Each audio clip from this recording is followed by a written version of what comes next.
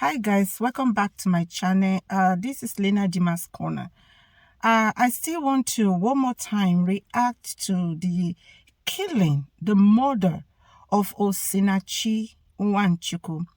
You see, finally her pastor spoke, and I want to make some comments about what the pastor said. The pastor is right. I'm not criticizing the pastor in any way. If for those of you who do not know, I am a pastor myself, okay? And my husband is a pastor too. And I serve under my husband, okay? It's not the fault of her pastor. So I want to advise people to stop blaming the pastor. The pastor has no blame here. The blame, I'll tell you what the blame is. The blame is on two sides. Number one, the culture. The Nigeria culture does not support single women at all. The Nigeria culture does not have any support. The Nigeria culture has zero support for women. And they may have all the backings.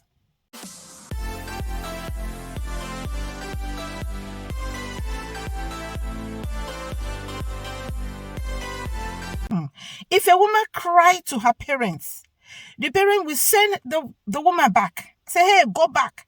Go back to your husband's house. You can't stay here. In a way that is good. In another way, we should listen. Listen to your girls. Listen to your children. Listen to your friend. Listen to your sister. Listen to their pain. Look beyond just the marriage. Being married. Yeah, being married is good. Yes, having the title Mrs. So-and-so is good. Just like I always say that the best title I like to be called is Mrs. Israel Jima. Fine. It's good. But if that man, Israel Jima, begin to maltreat me and beat me, and without any remorse, without any change, without canceling, without anything, no. No, I can't enjoy being Mrs. Jima no more. So the culture is one thing we need to address. It's not her pastor. It's not her church. It is the culture. The pastor said, listen, the pastor said that she never discussed what she was going through in her marriage. You know why? Because of the culture. I'm coming to the church. Hold on a second. I'm coming to the church. Okay? Because the church of Jesus Christ in Nigeria have a big role to play in this. We messed up. We missed it. I'll tell you, I'll come to that in a second. Let me finish with the culture. Okay? People want to be labeled. People don't want to be labeled single mother. Excuse me. Do you want to stay in that marriage and die there? Marriage is meant to be enjoyed and not to be endured. When God created marriage, He created it for good fellowship. He created it for procreation. He created it for love. He created the marriage for sharing, for companionship, to heal loneliness. But when you are in a marriage, you don't enjoy that companionship. You don't enjoy that sharing. You don't enjoy that caring. You are still lonely. You are still depressed. You are still crying every day, every night. You can't talk to people about what you're going through. Hey, man, you are in hell. You should get out of it. So the thing is this. Our culture needs to change. Our mentality in Nigeria needs to change. Okay? You know, we always say, divorce is a Western culture. It's not a Western culture. It can happen anywhere. You know the reason that the Westerners are divorcing so much? Because the women have their freedom. The women love their lives. The women want to live happy. And then we are criticizing the Western culture. You need to get out of that hell, man. You need to get out of that hell. I have somebody, I told her one day, I said, escape before you get killed. And thank God she had the sense. Escaped it. Listen, you don't have to die in that marriage. Nigeria, please, let's change our mentality, okay? Then the second thing is this. The church culture needs to change. Pastors, we need to start balancing it all. We need to start preaching complete gospel. Complete gospel. Don't just tell me, hey, you have to stay there. Stay in that marriage. No divorce. Yes, we always say divorce is not an option. Yes, divorce is not an option to problems in marriage. I agree to that. But when the problem cannot be solved, when the problem in the marriage is now leading to death, is leading to everlasting depression, it's leading to everlasting suffering, it's leading to everlasting sorrow, it's not leading to the health of the spouse going down the drain, then excuse me, that is not marriage. That is not marriage. You need to set yourself free. You need to get your freedom, get your health back, get your joy back. You don't have to be married to be joyful. If that marriage is a hell for you, get out of that hell, please, before you get killed. I heard that another man killed his wife on Monday after Osinachi was killed. Listen, the church, pastors, we need to be balanced. We need to be balanced.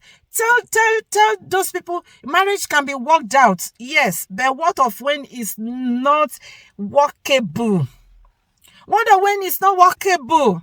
It's not leading to the woman depressing. It's not leading to the woman's health going down. It's not leading to the woman, living a miserable life. What of when it cannot work out? Hey, couples in Nigeria seek counseling. The church needs to preach a balanced message about marriage. All married counselors, including me, all the married preachers, including me, all the married YouTubers, including me, let's balance up. Let's not lose another person to death. It's better to lose your marriage than to lose your life. It's better to be labeled single mother than to be labeled RIP, rest in peace. It's better to be labeled that woman who left her marriage than to be labeled that woman who died in her marriage. Look, the pastor, Osinachi's pastor, made us understand that Sister Osinachi was so scared. That was the reason. She was so scared. She didn't want to tell her pastor what she was going through. She was still praying and believing God that God will change the man. Listen, if you are prayed for God to change your husband, you have prayed 1 year, he did not change. You have prayed 2 years, he did not change. You prayed 4 years. I mean 4 years, he did not change. 5 years, that man did not change. What makes you think he's going to change? Especially when he says he's a Christian. When he says he's born again. What makes you think he's going to change? Excuse me. You better change. Because that man is never going to change. I asked the first son yesterday. I said, was this real? And the son told other stories.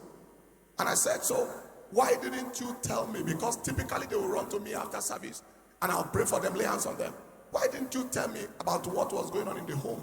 And the young man said, they couldn't tell me because the father would always ask them after they left me and said, what did you tell the pastor? Did you tell him anything? And so on and so forth. Something I really want to add here is for Pastor Paul Emechi. Thank you for coming out to share with us what happened, because everybody has been waiting to hear from you, Pastor. Thank you. But you know what, Pastor? The way you came out, well, I don't know what people feel about this. The way the pastor was dressed in, I don't think to make an announcement about the death of such a precious soul, I don't think that is a good thing, Pastor. Well, I don't know what you people think about that. You can leave your comment below. I don't criticize pastors. I don't speak against pastors. I am a pastor myself, because if I point an accusing finger to one person, the rest are pointing to me. At least 3 of those fingers are pointing to me too. So I'm very careful. I don't criticize pastors. And I believe in the scripture that says, touch no man anointed and do my prophet no harm. Coming up to make an announcement, to tell, to show, you should show that you are sorrowful about this matter. You should show that you are sorrowful. So that dressing you came out with, I don't think is the best.